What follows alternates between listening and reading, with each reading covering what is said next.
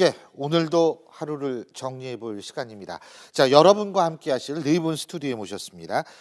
박지훈 변호사, 동아방송대학교 백현주 교수, 숭실사이버대 이호선 교수, 그리고 평택경찰서장 출신이시죠. 박상윤 변호사 네 분 나와 계십니다. 어서 오십시오. 안녕하십니까? 예, 앞에서 잠깐 설명을 해드렸는데 지금 어떤 특정 지역의 아파트 반장이 경비원 분들한테 저도 이게 사실인가 의아스러울 정도인데 죽은 꽃을 갖고 와서 살려내라. 아니 경비분들이 무슨 데이비드 커퍼필드 같이 마술하는 분들이 아니잖아요. 그죠? 그리고 세차를 해라고 그랬다. 이런 얘기가 있었던 모양이에요.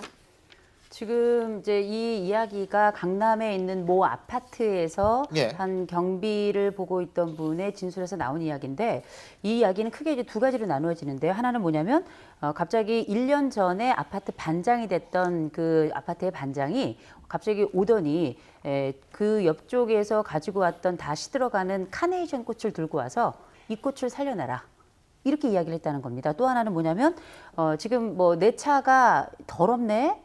이 얘기는 뭐냐? 가서 내 차를 닦아라. 그런데 이제 그 전에도 이런 사건들이 이런 그 차를 닦는 일이 있었는데 그 부분에 대해서 그 반장이 뭐라고 이야기했냐면 그건 봉사 차원에서 닦은 거다. 예, 이렇게 세차는 경비원들이 봉사 차원에서 닦아준 것입니다. 예. 그런데 이제 이 경비를 보셨던 분들이 과연 그 봉사를 하고 싶었을까? 그리고 또 하나는 과연 이분이 이 꽃을 살려낼 수 있을까?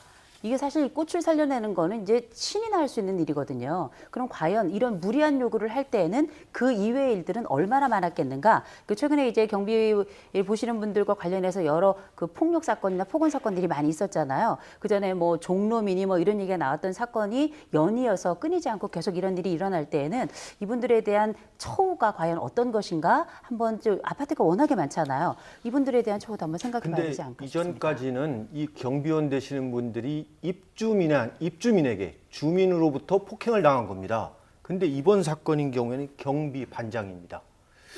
경비 반장이 무슨 힘이 있길래 이렇게 했어야 될까요? 제가 생각할 때는 경비 반장은 이 완장을 지어준 거 아닙니까? 경비원에 대한 생사 여탈권, 해고할 수 있고 이런 거를 갖다가 또 근무 평정을 할 수 있는 권한을 경비 반장에게 주어지지 않았을까 그렇게 생각합니다. 이게 아파트 아파트 주민의 대표. 예. 그러니까 그러니까 이게 제일 문제가 자치회. 그러니까 아파트 지금 관리가 주민 자치형이 있고 예. 또 관리 위탁하는 게 있는데 제가 볼 때는 이 형태는 아마 아파트 입주자 대표 회의에서 주민 반장을 통해서 한 거 아닐까. 근데 이게 사실은 이제 이 경비하시는 분들 입장에서 볼 때는 이런 요구를 상당히 거절하기가 좀 힘들겠죠. 이게 뭐 법적으로 따질 부분은 사실은 경비 업무라고 보기는 어렵습니다. 경비 업무는 말 그대로 아파트 경비원이 원래 이제 공동주택법상 해야 될 업무는 말 그대로 경비예요. 보안이라든지 시설 점검, 외부 사람 침입인데 지금 저희 아파트도 그렇고 대부분 아파트 그렇지만 택배 업무라든지 아니면 주차 관리한다든지 그런 것들 더 신경. 또 분리수거를 할 때 보면 경비원은 분리수거 진짜 하시죠. 힘들어요. 사실 분리수거는 보조 업무입니다. 보조 업무인데 어쩌면 보조 업무가 주된 업무로 돼 있기 때문에 아마 경비원들이 가장 하기 싫은 부분은 아마 분리수거, 택배 같은 경우는 택배 맡겨놓으면 밤에 와가지고 택배 찾으러 가고 이러거든요. 막 그렇기 때문에 지금 세차나 꽃 이런 거는 아예 업무도 아닙니다. 저거는 시켜서는 안 될 부분인데. 저는 근데 사실은 뭐냐면 이 세차를 경비분들이 한다는 얘기는 전 들어보질 못했어요. 그래서 굉장히 그런 부분에서 상당히 좀 그런데 또 다른 아파트 같은 경우에는 이 경비하시는 분들을 공사장으로 이 땡볕에 이 더운 여름에 이게 지금 창원의 어느 아파트라 예. 그러는데요. 이 아파트는 도로 확장 공사를 하고 있으니까 인원이 부족했는지 이유는 잘 모르겠습니다. 모르는데 도로 확장 공사를 하기 위해서 그 경비원들이 지금 나오고 있지만 65세 이상의 경비원 20명이 이 그대로 노동을 시켰다라는 거거든요. 뭐 아직 구체적 내막은 왜 저걸 하게 됐고 어떤 경위로 하게 됐고 뭐 급여가 더 갔는지 이런 것들 확인해야 되지만 그걸 떠나가지고 계속 얘기지만 경비원의 업무는 경비입니다.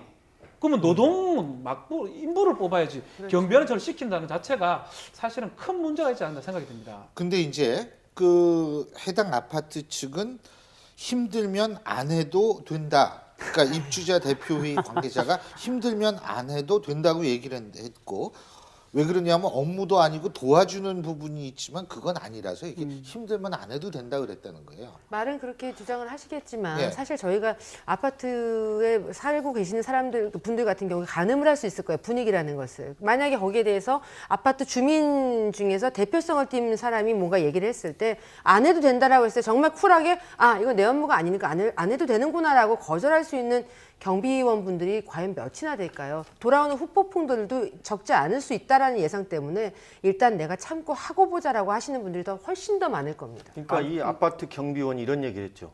우리는 시키니까 하는 거지. 안 하면 혹시 나가라고 할까 봐. 이 경비 바로 사실상 그거죠. 이게 표준 근로 계약서가 없습니다. 그리고 경비원들은 일부러 퇴직금을 주지 않기 위해서 3개월마다 이렇게 네. 계약을 합니다. 원래 1년 이상 근무를 해야 퇴직금을 주게 돼 있거든요. 그리고 이에 대한 아까 제가 생사여탈권이라고 했지만은 근로계약서상의 근로시간, 근무 장소, 근무 내용에 대한 명확한 규정이나 계약이 안 돼 있으니까 이게 이런 일이 발생하는데요. 문제는 여기에 종사하시는 분들이 우리의 예를 들면 아버지 뻘 되는 사람입니다. 그럼요. 65세 이상, 심지어 70세 이상 노인분들이 많다는 겁니다. 그리고 우리들의 미래일 수도 있는 겁니다. 사실 다 이렇게 말씀 나누다 보면은 뭐 음료수가 더우면 같이 음료수도 나눠 마실 수 있고 그렇지 않습니까? 정말 이웃 사촌처럼 말씀을 나눠보면 굉장히 전문직에 계셨던 분들도 계시고 공무원 생활하셨던 분들도 계시고 자식들에게 신세지기 뭐 혹은 짐이 되기 싫기 때문에 내 일을 하겠다라고 나오시는 분들도 있으시거든요. 그러니까 우리들이 이분들의 처우에 대해서 지금 숙고를 하고 뭔가 개선책을 마련하지 않으면 앞으로 우리들의 노년기의 모습도 맞아요. 달라질 게 없다라는 겁니다. 그러니까 지위를 좀 봐야 되는데요. 사실 이 계약서도 문제가 충분히 되지만 가장 또 큰 문제는 이 계약을 아파트 입주자 대표에서 직접 경비원을 뽑지 않습니다. 중간에 용역업체를 두는 거거든요. 그래서 만약 문제되면 용역업체의 관리도 받고요. 대표회의도 관리를 받고 이러다 보니까 예. 그런 일 절대 못합니다. 하기 싫습니다. 내가 이 일을 왜 합니까? 라고 할 수 없는 구조로 돼 있고 맞아요. 이게 신분 자체가 보호가 안 되기 때문에 지금 최저임금 그 조금만 받고 우리 근로기준법상을 봤을 때는 4시간 일을 하면 30분 이상 쉬도록 돼 있거든요. 8시간 일을 하면 1시간 쉬어야 되는데 저분들이 지금 쉬는 경우가 거의 없다고 봅니다. 쉬는 경우도 보면 난리가 나고 쉬게 되면 쉰다고 해가지고 앉아있는 게 쉬는 거라고 보기 때문에 그것도 문제를 삼는 경우가 많고 그러다 보니까 세차를 시킨다든지 엉뚱한 일들을 시키게 되는 것이죠. 아파트 경비를 보시는 분들뿐만 아니라 건물 경비를 보시는 분들도 거의 대부분 65세 이상 되신 맞습니다. 분들이고 다 예, 이교대예요. 이교대라는 건 뭐냐면 하루 예를 들어서 아침 8시에 출근하면 그 다음 날 아침 8시가 돼야 퇴근이 가능한 건데 밤샘 근무를 해보신 분들은 아시겠지만 이 건강상의 이 피로감이라는 건 이루 말로 할 수가 없는데 맞아요. 문제는 이게 이분들의 취미가 아니라 생계라는 거예요. 그러니까 생계를 앞에 두고 사실상 어떤 적절한 근로 계약도 안 될 뿐만 아니라 이분들의 생계를 앞에 두고 더 나은 삶을 살고 있는 사람들이 이 부분에 대해서 그 열악함을 알고 갑질을 한다는 건 이루 말로 할 수도 없는 거고 이 얘기는 사실상 공정하지 않은 계약 행위를 그냥 하는 거거든요. 그런데 얼마 전에 우리가 굉장히 좋은 미담을 하나 들었잖아요.